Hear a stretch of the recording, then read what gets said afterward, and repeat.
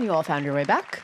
Again, my name is Jessie Fairbanks. I am the Director of Programming, and it brings me so much pleasure to welcome to the stage the star and the light that makes Thelma shine. Please join me in welcoming June Squibb.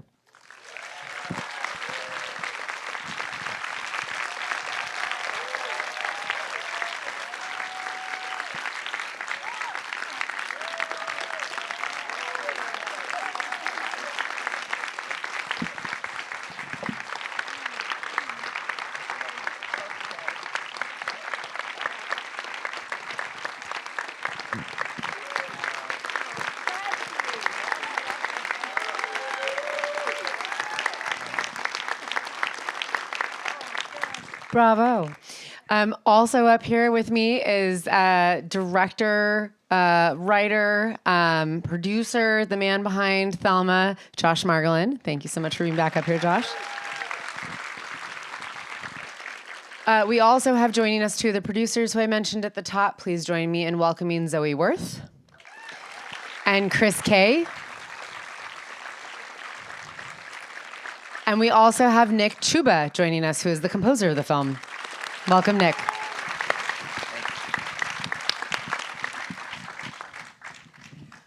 Well, thank you all so much for being here.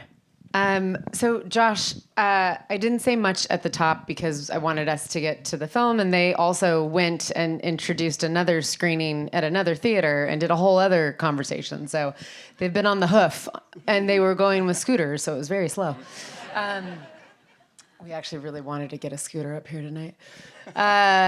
Josh, I didn't say at the beginning, this is you have a background in acting. This is your debut feature. It's incredible. You wrote it and you directed it, yes? Thanks so much. I appreciate it.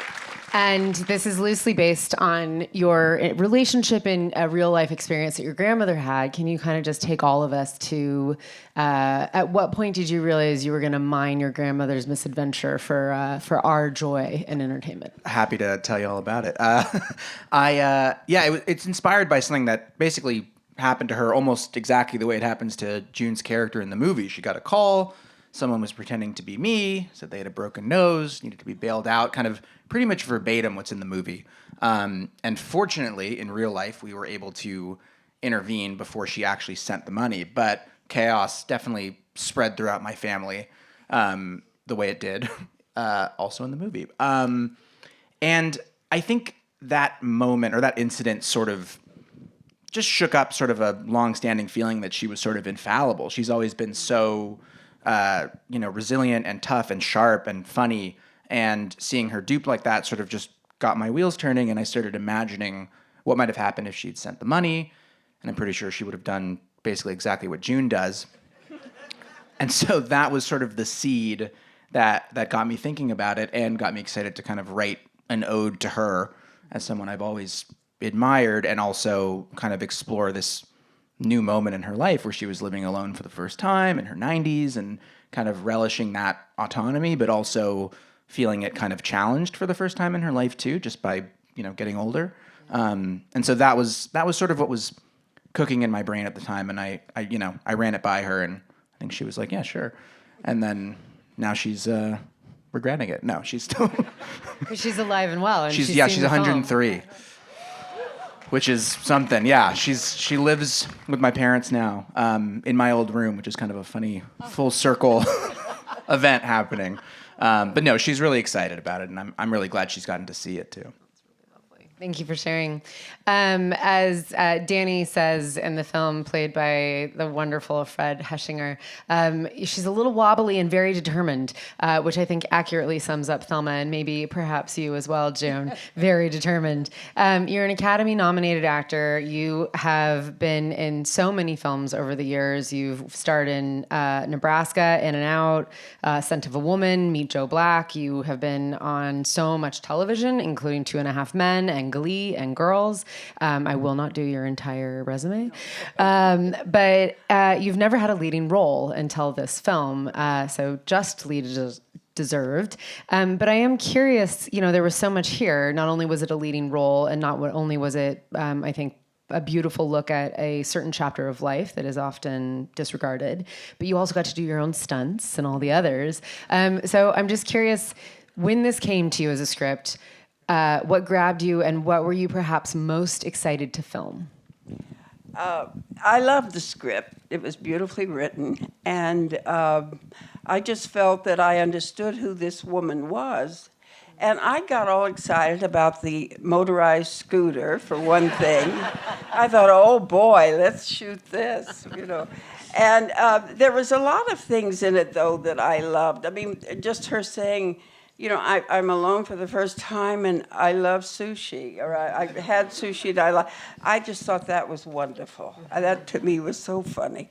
And I just, you know, there was so much that I just felt I have to do this. This is something I want to do.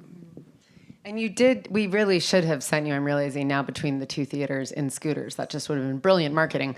But you did your own stunts. You rolled on the bed and climbed up and got the gun. You fell in the dirt. You drove that scooter everywhere. How many scooters did you go through, by the way? We had 3. 3. We had 3. We destroyed one. We have 1 left. One remains. One remaining. Where's the other one? I don't know. Yeah. One's missing. Let's not talk about the second one. We won't talk. Yeah. Someone took it. I think our prop master returned it. Oh, we got money back. Yeah. Oh, good. Yeah. Well done, producers. Yeah. Getting the money back. Good. What stunt, perhaps, were you most excited? I mean, the scooters, obviously, but obviously, you know, at the very end with Martin McDowell and you're in the lamp shop, you know, was there a particular stunt or sequence that you were really jazzed to film? Well, the bed rolls. Yeah. That I thought. Now, tell us why. Well, because no one thought I could do it. And I just kept saying, no, I think I can do this. And I started doing them, and they were all like, oh, my God. I mean, no one thought I could do it. There was a lot of that throughout the shoot. I think of us, you know, being very cautious and working with our stunt team. And It's also a could and should. yes, exactly. And then June kind of going like, you know what, this one I'm comfortable with. think I could and do. she did a lot of them, which was very cool. And I think lended a feeling of reality to her kind of moving through the world in the movie. Were you sore at the end of the day? No. No? Even after you fell in the dirt? No. No? Okay, great. You made it all look very believable.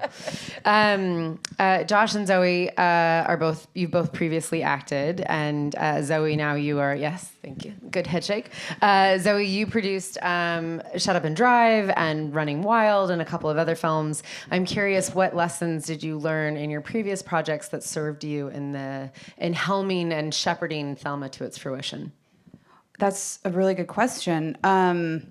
Well, kind of everything. I mean, I think definitely a lot about working with actors, definitely a lot about the value of having an amazing script out the gate, which this was from the first time we read it. And yeah, I think that working with really constrained budgets just lends itself to a lot of creativity and can-do spirit, which you need kind of at every range. And this for us was a big step up in terms of scope. This was definitely the biggest, and for Josh too, I mean, this was the biggest thing we had ever pulled off as a team. And I think that those experiences, making something in a really scaled down way, teach you a lot about what's an interesting scene, what's an interesting story, how can something be fun without necessarily being a whole huge production value, show. So yeah, I would say that. Finding the creativity and the opportunity. Yeah. Chris, you have a background in cinematography and, stepping up and shepherding all of this. I'm curious, what came first? Because there's some incredible casting in this film. We have Malcolm McDowell, we have Parker Posey, I already mentioned Fred Heshinger, Clark Gregg, and so many others, as well as somebody on stage who's pretty cool. Did you... Raising money for a fairly unconventional type of crime thriller action flick was probably not easy, but did you already have all the names attached, or did you raise funds first and then you got the names? How did it all come together? So June came first. June was in Josh's head from the beginning. She was the first person on, and she sort of created how we were going to approach making the movie. So when June came on, it was like, okay, who can we pair with June? Who's going to make sense with June? And then a little bit after that, the actor Fred Heckinger came on, and that was a big deal for us. I would say this is a little behind the scenes, but in the early version of the script, the actor was closer to Josh's age now. So, Josh was writing it kind of from his perspective right now. And what was interesting is that the event happened when he was around Fred's age. So we were having a little bit of funny luck getting actors in their 30s. You know, they were responding to the material, but they weren't really, for whatever reason, it wasn't connecting to where they were now. And Josh did a rewrite for Fred. We had all decided, you know, we think Fred is the guy. You know, we saw White Lotus, and we were like, he's the guy. Like, let's go get that guy. So Josh did a rewrite for Fred, and Zoe called to Fred's agent on the phone. Zoe called him the next Daniel Day-Lewis, which was helpful. She liked that, though. So we, you know, it was just slowly but surely adding pieces. You know, Josh wrote a really amazing script, and you know, we pulled as many favors as we could. We got in front of as many people as we could, and you know, we packaged it enough where we were able to get interest, luckily, from a really wonderful financiers. Once we had, I think, both parents on. Yeah, I think so, right around. But also, when June signed on to do the movie became real. Yeah. We knew from that point that we were making it, no matter what, and that the movie was going to be financed and it was going to happen. Yeah. And June, you didn't just sign on to act in it. You were an executive producer, as is Fred. Can you tell us why you decided to double down? Well, I was asked to. There you go. Well, your involvement early and your faith in the Yeah. thing really put a stamp on it for us, I think. No, I'm being facetious. It was a very big honor for me to accept that. You know, we talked about it and everything, and I felt I helped with the casting. We talked. You know, they talked to me about a lot of the casting. So I think that was my biggest contribution, probably because that's what I know about. So that's how I helped. Did you give Ben a call and ask Ben to come on board? No, I didn't do anything like that. But I just made suggestions, or I talked about the ones that they gave me names of that they were interested in. Yeah, well, it's wonderful. It was such a pleasure to see the original Shaft, Richard Roundtree, Oh, in his God, in his yes. final role, and he was such a wonderful companion to you as Ben in the film. He was wonderful. He was wonderful. Yeah. And driving around L.A. with him on the back of that scooter, I would have gone anywhere with him. He was great. We were really It was so great. lucky to have him. And really warm, funny, sweet guy who was just like the best to work with. Yeah. How incredible! I think so many of us know him as Shaft, and so to see him as someone very protective of his scooter and the pieces of bread that go into it is just it's funny the way that life works out. Nick, I'd love to talk to you a little bit about the score in the film. Mission Impossible is obviously a bit of a cornerstone and foundation here. We see Tom Cruise throughout the film, especially when Thelma is not giving up the fight and showing good spirit. She won't let the roaches come in. But also, there's a lot of odes to Mission Impossible, which in itself did a lot of innovation with the film throughout. But it almost feels like the score is not, but it feels like you're paying homage to it. And the score is so responsible for the propulsion of a lot of scenes. So tell us about how you went about collaborating with Josh. Did you see the footage as it came in and you were composing? Did you already know about what music you wanted to use? Well, thank you. I actually, when they were workshopping the script, I actually played Fred, and they didn't call, but I guess it's because he was 30. I don't know. But so I started writing music before they shot, just based on the script, which is really great because you really get into the character of a movie and you can really experiment and try a lot of different things. I think the initial music was not the same. It wasn't nearly as much of an homage to like Lalo Schifrin and all that kind of stuff. And I was watching it today and I remembered like the Mission Impossible is definitely a reference point, but another Lalo Schifrin score for the movie Bullet, which is a San Francisco classic, was a huge inspiration. And there's a part in Bullet where Steve McQueen goes into like a cafe and there's this woman like shredding on the flute, like in a jazz combo. And I remember thinking like that, like there was some sort of spiritual connection between like that's Thelma, like maybe that's Thelma, like in the cafe or something. I don't know. And like the flute follows him around through the movie, like pushing him along almost. And I thought like that was a key moment for me. And yeah, I mean, Lalo Schifrin's one of my favorite composers of all time, so it was a great opportunity to sort of. I'm so glad you mentioned Lala Schiffer, because you can tell like the plucky tunes and like the propulsion and the beat of it all. And so I wasn't sure. It's been referenced that perhaps that was your inspiration, but I hadn't read that you confirmed it. So thank you for sharing. You're welcome. Yeah. Confirmed. Confirmed. Okay. So Mission Impossible, as kind of like a foundational thing. I kept, when I was watching this, I kept thinking Tom Cruise might show up because anything was happening. I'm sure he probably would have if he knew about the film when it was in development.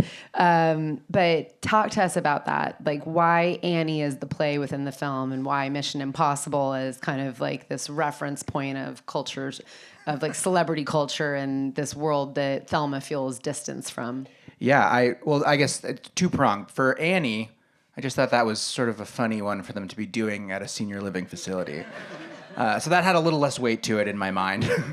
but I'm glad we did it. And then for Mission Impossible, for me, it was that I've always been a fan of action movies. It's just been, a genre I've always been drawn to. And for me, part of what excited me about the premise of the movie was just treating the feats of, the Thelma character with the stakes you would in an action movie, but sort of shrunken down to explore these ideas of, autonomy and determination and aging and anxiety. And so for me, for whatever reason, when I started imagining her, setting out to get her money back and to get what's hers, the idea of sort of combining that with these tropes and ideas from action, and then just kind of molding them to shape the scope and scale of the movie is what really excited me about just the shape of it and a way to explore these ideas. So that, for some reason, just made a lot of sense to me and was sort of always in the initial genesis of the idea. And there's something, I like to say that, Tom Cruise jumping out of a plane is scary, but so is watching my grandma get onto a bed, because the stakes are real. Like there is still a genuine peril for the participant. And I think trying to find a way to sort of honor her strength and her resilience through those tropes and through those ideas was what sort of excited me about the movie. So that, for whatever reason, just stuck in my head early and felt like the sort of spine I wanted to explore. I mean, thematically it fits. The first Mission Impossible, when it came out in 1986, just blew everyone's minds. We'd never seen a thriller film like that, and you're doing the same thing here, where you're taking an action film and applying it to a generation that we haven't seen do action very much. And I want to talk about that a little bit. What I really love is how the film plays with the perceived and just the invisibility of the elder generation, how so many of us just kind of skip by that, and how that is kind of an asset to Thelma and Ben in the film, and that they use their like kind of cultural invisibility, their elder care devices, like their hearing aids and their lifeline and other technology to kind of subvert expectations and overcome challenges, which I thought was really beautiful. I think there's not a lot of attention paid to. It's a chapter. It's full of new experiences and new adventures and full of uncertainty, and you see that playing out in all the generations in the family. But I thought it was really beautifully woven throughout the film and comes to a head with the use of technology throughout.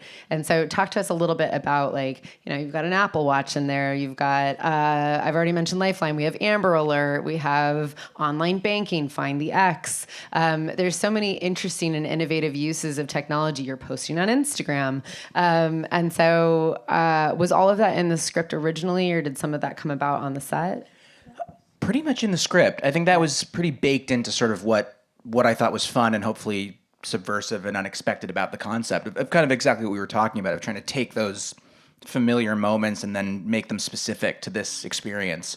And it's funny because my grandma, like, she does use technology and she has just kind of a funny relationship to it. Like the Instagram thing is something that happens occasionally.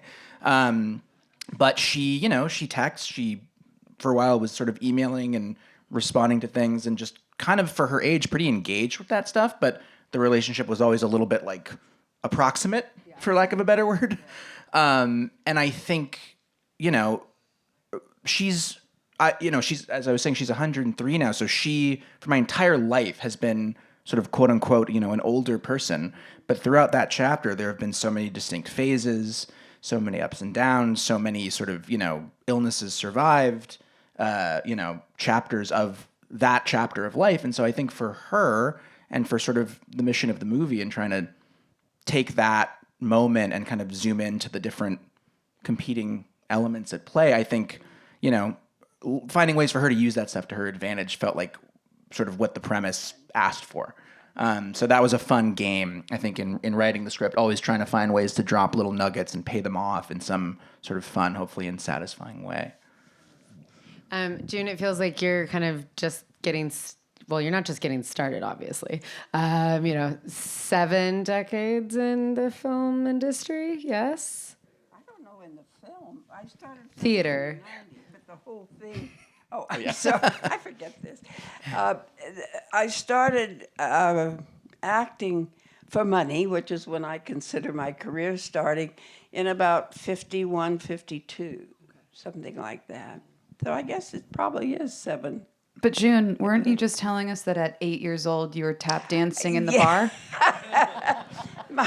My grandparents used to I tap danced as a kid. And my grandparents used to take me to bars, put me up on the bar, and I would tap dance, and they would get free beer. That started my career right there. Well, now that you've had a leading role and you've been able to play something that is, probably feels relevant in some ways and unrelevant in others, and I'm guessing you probably have a taste now for being the leading lady. What's a story that you would really like to do that you haven't been presented with yet in your career? Oh, God. I would only say when I see it, I'll know it, because it will be beautifully written and will have an interesting woman in her 90s. And I will feel that there are things I can say through it. And what is perhaps the weirdest thing someone has asked you about playing Thelma? About Thelma? Yeah, what's the weirdest question you've got from an audience member or from someone like me on stage? God. I don't think I've ever got a weird question. Well, maybe tonight. Maybe tonight. Yes. You know what? We're almost out of Anybody time. have any weird questions? Anyone got a weird? We're almost out of time. We're going to exit the theater very quickly. I trust all of you. We have June here. Is there any audience questions? Perhaps a weird one, not too weird, for our lovely group of creatives up here. Yes, right there. I have a weird question. Yeah, what it had in the credits, animal handler. The roaches. So I'm just going to roaches. repeat the question really quickly. It was there was a note in credits of a thanks for an animal handler, and that was for the roaches. They required quite a bit of care. Two guys. Two guys. Okay. And you needed a certificate for sort of where they were raised, how they were doing. We did use at one point, a dead roach, previously dead. We didn't kill a roach, for the record. But we had paperwork on it. That was, exactly. He was shipped from Florida. And the roach handler was a guy named Jules, who was really wild to work with and really fun. He told stories. Yeah. I remember. Yeah. Right. Yeah. So that was for the Roach roaches. handler was the handler in Jurassic Park. For all the dinosaurs? What was he doing? Roaches to dinosaurs. Well, roaches are going to inherit the earth. So, do we have another weird or interesting question for June? Yes, right here. Yeah, I was wondering where we can find the June Squibb hats, and also, June, what do you think about the hats? Oh my gosh, I'm so glad you asked Oh, that I because love I it. want one. The question is, where can we find the June Squibb hat, and what do you think of these hats that are very popular? I right now? love them. We were at Sundance, and these guys walked in with a hat saying June Squibb, and I almost fell off my seat. I couldn't believe it was funny. It was funny. It was my sister's idea, who's here tonight. And we love our first edition hats, but we are making more hats. There will be more June Squibb hats around. Oh man, you just need to get your website up, and we all know how to get to the internet, the library, and get to a place, and we will buy your hats. That sounds amazing. We're out of time, but I'm going to call on one more person because it's the last night, and my colleagues will hopefully not be too mad at me. Do we have one last question? Yes, we will answer that at the very end. Definitely. I saw a hand right over here. Yes? Okay, great. We can That's go right the final to that. question. Thank you. We'll go right into that. And we should have thanked them at the top because they're here in the house. Yes, the movie's coming out. Magnolia is distributing it. It'll be in theaters around the country on June 21st. So coming up. Yay. June and June. June and June. June is in June. Ladies and gentlemen, thank you so much for coming out to the closing night of the 67th San Francisco International Film Festival. Please put your hands together for the star of Thelma, June Squibb, the writer and the director, Josh Margolin, Zoe Worth and Chris Kay, our producers, and Nick Chumba, the man who made the music and all the fantastic effects. Thank you so Thank much you, for being guys. here.